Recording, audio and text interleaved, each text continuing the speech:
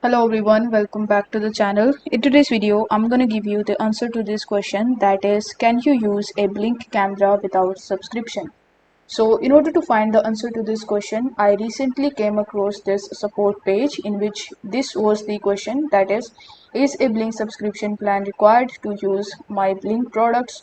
So it says that no, your blink products provide their standard features such as motion alerts, live view and two-way audio without any subscription. Blink subscription plans offer additional features for those who want them.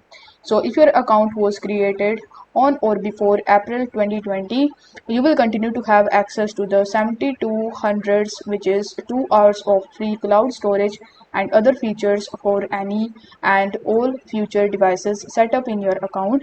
You can choose to upgrade to unlimited video recording by purchasing the Blink subscription plan at any time. Even if you go to Reddit, you will be able to see the comments that would say that you can pair 10 cameras to each module.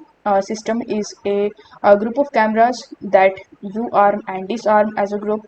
I don't use the subscription. All you need to do is mount a USB storage to the module.